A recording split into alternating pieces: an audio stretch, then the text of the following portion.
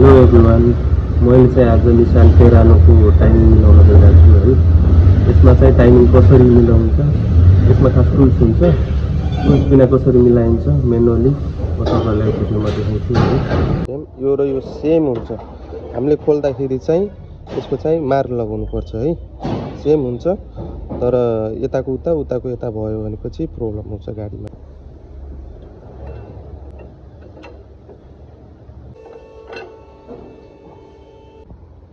यो चाहिँ मैले जुगाडले बनाएको हो है।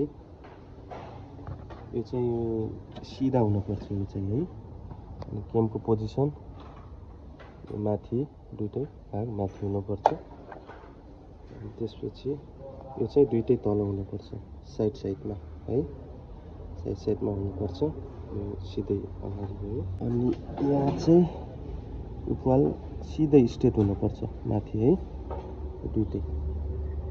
दुईटै सिधै स्ट्रेट हुनुपर्छ। अब हामी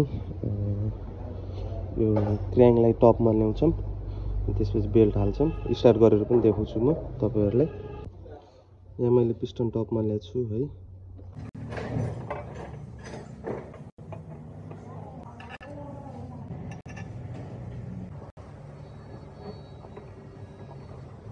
फाइनली मैले यसको टाइमिङ चाहिँ मिलाइसकेको छु है।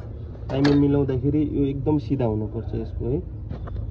अनि यसको देख्न सक्नुहुन्छ, यो चाहिँ एकदम स्ट्रेट हुनुपर्छ।